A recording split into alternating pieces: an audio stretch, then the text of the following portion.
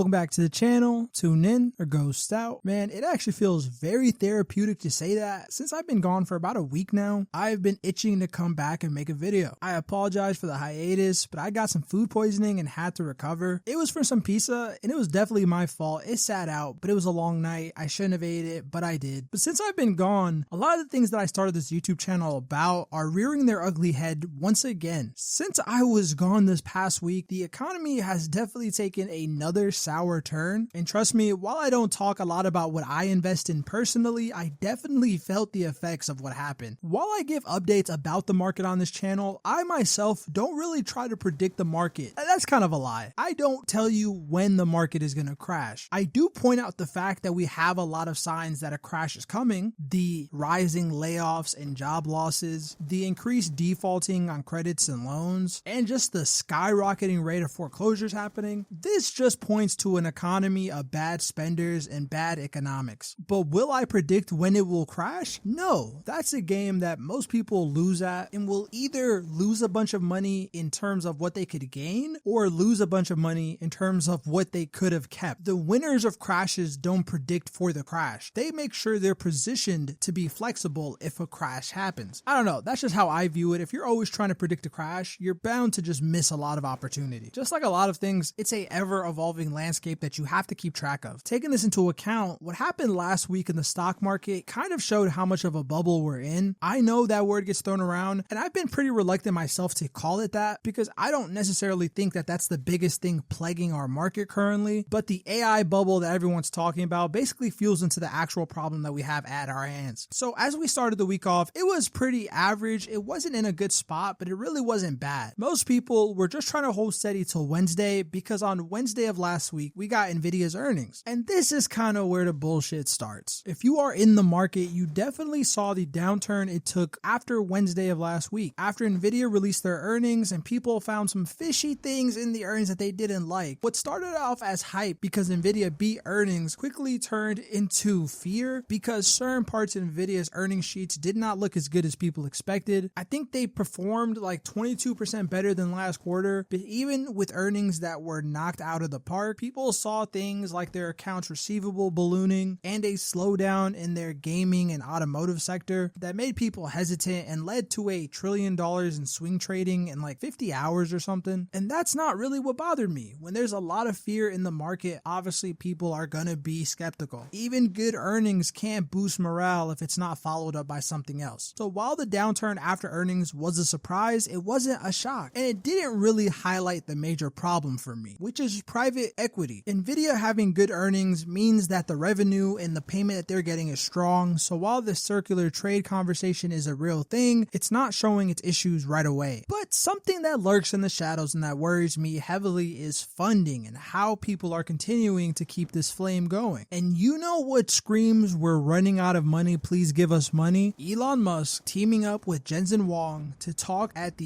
US Saudi Investment Forum and announce a deal to sell chips to the Middle East. This comes just after a day of Donald Trump selling out the country to Saudi Arabia. That shit made me sick to my stomach. How are you gonna call Mamdani a jihadist and then you quite literally have a jihadist sitting in the room? How are you gonna take the side of Saudi Arabia and not the American journalist Khashoggi? I'm gonna be talking about this later because this just comes in a line of diplomatic failures that we had last week, but Nvidia selling out America for profit is something that was insane to me. Elon Musk did it too, XAI or whatever you call it. They're all going to be selling out American innovation to get Saudi blood money. And I know, yeah, we're not going to play morality with economics. I'm not trying to, but it's quite crazy how much we've strayed away from the American patriotism. And the action of shipping these advanced chips is so against the policy that Donald Trump just talked about not that long ago in the 60 Minutes interview, because the chips that we are sending are the most advanced chips. They are not just the average chips. He quite literally said, we will let them deal with Nvidia, but not with the most advanced. And then continued to go on to say, the most advanced, we will not let anybody have them other than the United States. While technically this was in reference to China, the UAE and China relationship is pretty strong if you didn't know. They just recently completed one of the first landmark transactions using a digital currency. And I'm going to sound like a dirty imperialist American right quick, but if you want to keep global hegemony, money, you kind of want to stop people from using anything else but your currency. On top of that, they share a lot of military intelligence together and even train together sometimes, so it's not too far-fetched to think some of these top-of-the-line chips, the 60,000 that we're sending, could end up in China's hands, maybe? And you would think we would worry about that because Jensen Huang himself said that China's not too far behind in the AI race. Some people think that they're ahead, but Jensen Huang is being fair and saying, well, they're not too far behind. If you were concerned by this, why would you whore out America? Why is Mr. Beast doing the Mr. Beast amusement park in Saudi Arabia and not America? And the sad thing is, we know why they're doing it, because they need money to keep up the charade. And it's not even for them. I genuinely think Nvidia is worth the price that it is. As much as I don't like Elon Musk, there is innovation that comes from what he does. And he owns Twitter, so he can implement and create value from how trash everything is. Google and Microsoft, I don't like them as corporations, but they have money, so I don't worry about that front for them. The one loser in this whole situation that scares me, because they are actively calling for a bailout. Like, they are saying the quiet parts out loud and they are screaming them, is OpenAI. I was surprised to see that OpenAI did not announce a deal with Saudi Arabia as well, because they are probably the most cash strapped of all these companies. I just looked more into this and it's actually way worse. Saudi Arabia is teaming up with AMD and Cisco to build data centers over in Saudi Arabia, and they're investing like $900 million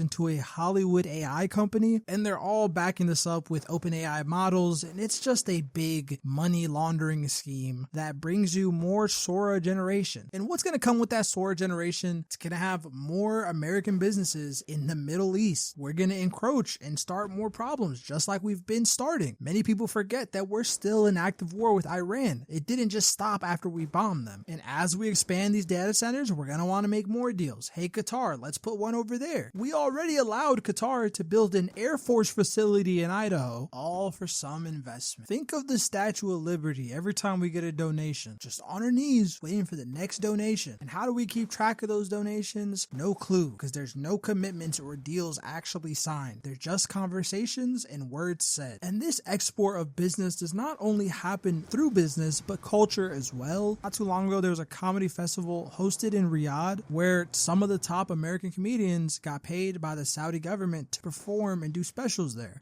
A country with a multitude of human rights violations, and kind of plays into the idea of a lot of celebrities being sellouts.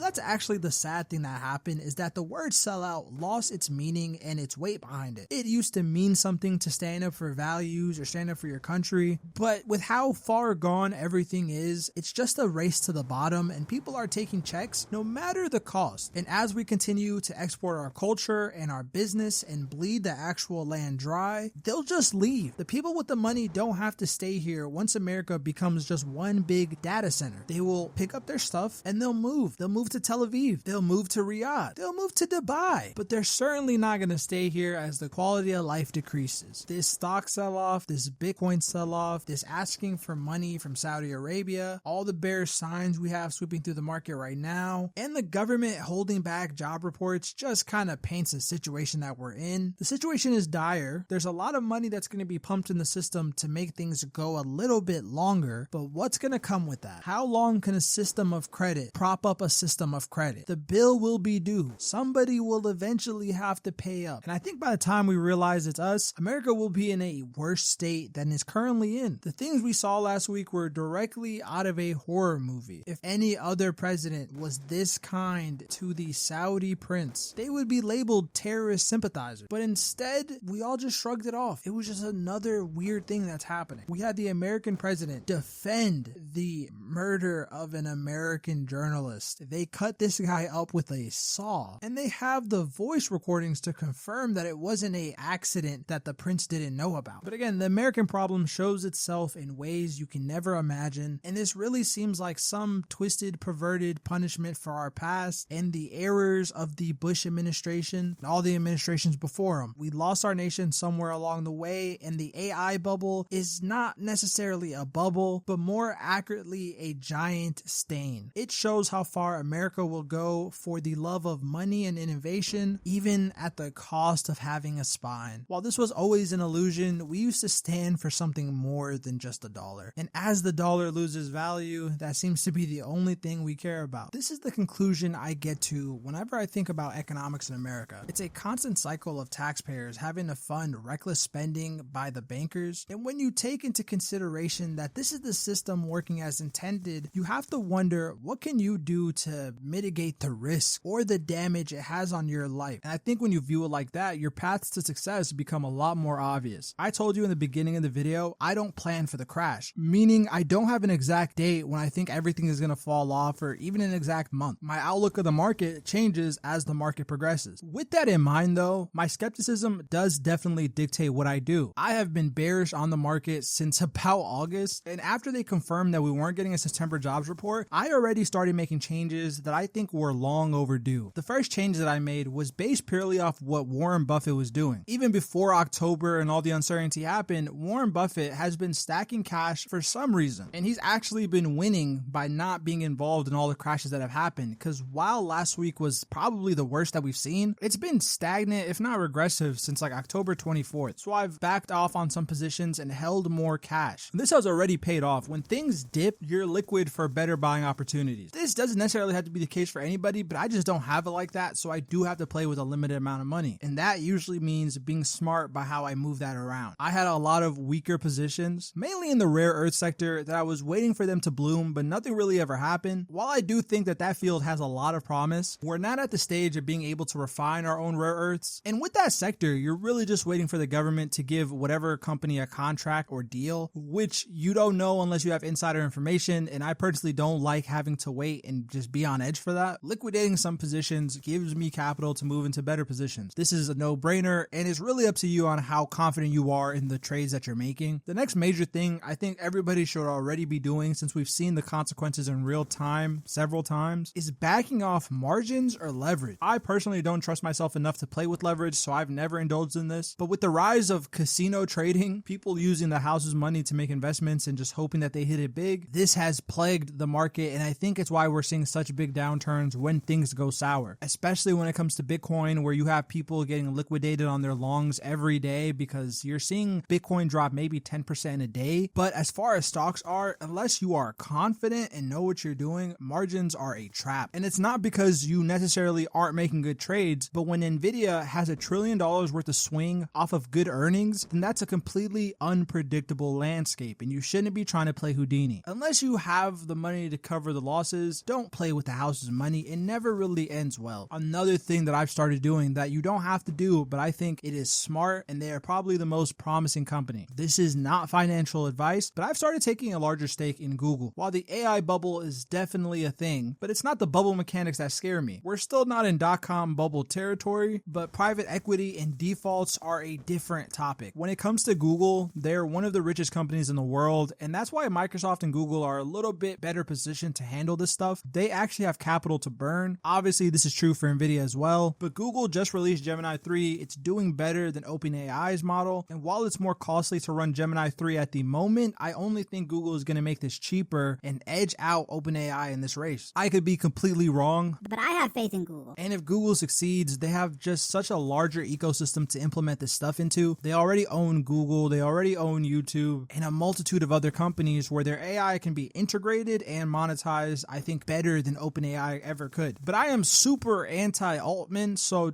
take it with a grain of salt what I'm saying. And if what you're scared of is purely risk, then I think your best bet is to go into treasuries or bonds, something low risk, or just invest into an index fund. I hate the saying, but I guess it's true. Don't time the market, just have time in the market or whatever the hell it is. But if you like doing your own trades, then just be smart about what you're investing into. Hype can only last so long, and when there's all this uncertainty in the market and we're in heavy fear, people just need a reason to jump, even if that is good earnings. And quite literally question everything you're being told from these companies. Just because you're profiting from the AI boom doesn't mean that it's not completely made up. I wouldn't go as far as to call it completely made up, but there are definitely some fishy things and questions that they are not answering truthfully. Why are we turning to Saudi Arabia? Why are we getting chips to Qatar? Why are we expanding business with allies that have been friends with China longer than they have with America? That money will dry up and they will need more investment. AI literally burns through money, so how long can we keep feeding the machine? It seems like they're trying to signal to everybody that they're going to be the canary in the coal mine, and if we don't bail them out, then we will see worse repercussions down the line. It's just a matter of when Altman wants to break the news to the world. world, that he decided to play God with everybody's money and it's not turning out how he thought. But I may be wrong. We may just like to suck Saudi Arabia off. But until I'm proven wrong, all I say is be a little hesitant on throwing your money at these people. They've crashed markets before and they will crash them again with no hesitation, as long as they can cash out and leave you holding the bag. But again, what do I know? I'm just an unemployed guy playing Call of Duty, share my opinion. Feels good to say that, man. Been a week. I'm glad to be back. I wonder who we're gonna sell out to this week, but whoever it is, I'll make sure to update you. If you agree or disagree, let me know down below in the comments. I do read the comments. Is this Saudi play just business, or is it just the end of America as we know it? If you haven't already, like and subscribe to join the thread. And with that being said, thank you for tuning in. Until next time.